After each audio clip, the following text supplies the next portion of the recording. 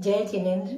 मैं सरिता दुग्गड़ जयपुर राजस्थान से कलम की खनक साहित्य सृजन ग्लोबल के मंच पे अपनी प्रस्तुति देने जा रही हूँ। आशा है आप सभी को मेरी कोशिश पसंद आएगी। और सर्वप्रथम मैं आदरणीय कनकलता जी का आभार व्यक्त करना चाहती हूँ, जिन्होंने इस मंच पर आकर बोलने का मुझे अवसर प्रदान किया। मेरी रचना एक कहानी है और यूँ कह लीजिए एक छोटी सी घटना है। 2 वर्ष पहले की बात है। मैं एक दिन सुबह नाश्ता बना रही थी, तभी हमारे घर के लैंडलाइन पर एक घंटी बजी फोन की, और फोन उठाते ही मुझे आवाज आई, हेलो, सरिता आंटी से बात करनी है।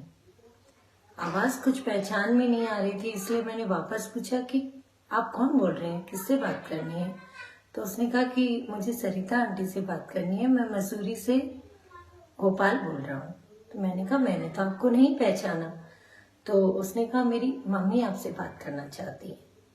तभी सामने से एक महिला ने फोन उठाया और उन्होंने कहा, हेलो बीबी जी, नमस्ते, आपने मुझे पहचाना? मैं वही छोटे बच्चे की माँ हूँ जिसकी आपने मदद की थी एक दिन मसूरी में।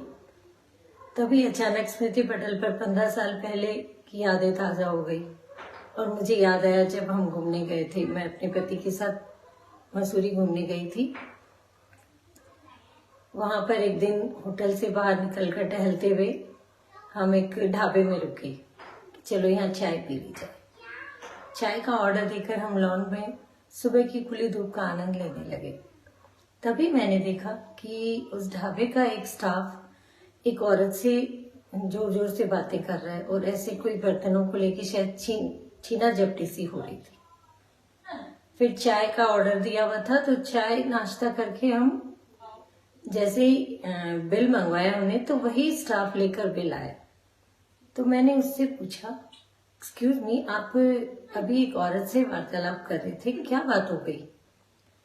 तो उसने कहा कुछ नहीं, ऐसे ही एक गरीब औरत है, वो काम मांग रही थी, लेकिन उसका बच्चा छोटा है, इसलिए वो पूरा समय नहीं दे पाएगी, इसलिए मालिक ने मना कर दिया। इसलिए मैंने उसको मना कर रहा था और वो काम करने के लिए जोर दे रही थी। चाय पीकर जब हम बाहर निकले तो मैंने उस औरत से पूछा कि आपको कोई चीज की जरूरत है तो पैसे देकर मदद करने की कोशिश की।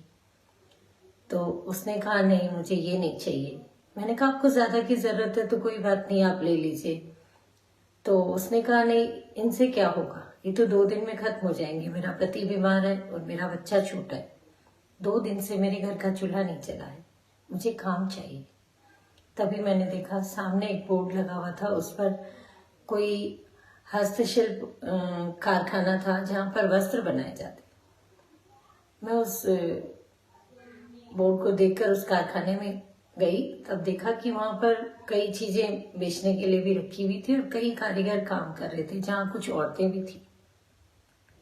मैंने वहां से कुछ वस्त्र खरीदे और वहां के मालिक से मिलने के लिए अंदर चली गई उनके दफ्तर में। तब मैंने उनसे अनुरोध किया कि आप, एक महिला है, उनको काम दे दीजिए।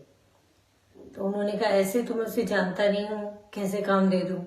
तो मैंने कहा कि ठीक है। मैं 1000 रुपये जमा किए, मैंने एक फॉर्म भरा और अपना नाम और पता देकर हस्ताक्षर करके आ गई।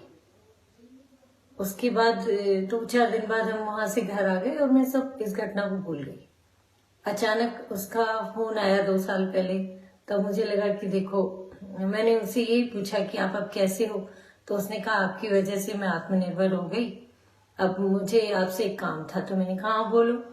तो उसने कहा मुझे आपके 1000 रुपये लौटाने हैं। कल दफ्तर में पुराने कागज देखते हुए मुझे आपका पता और नाम दिखा, तो मैंने आपको फोन कर लिया। तो मैंने कहा उसकी कोई बात नहीं। तो बोली नहीं, वो आपकी अमानत है मेरे पास, उसी ईमानदारी की वजह से मैं आज आगे बढ़ी हूँ और आपकी वजह से मुझे अपना रोजगार मिला है और मेरा पति भी वहीं कारखाने में काम करने लग गया, मेरा बेटा पढ़ने लग गया। मैंने कहा बहुत अच्छी बात है। उसके मुंह से ढेरों आशीर्वाद और इतने धन्यवाद के शब्द सुनकर मेरी आंखें खुशी से छलक पड़ी। धन्यवाद।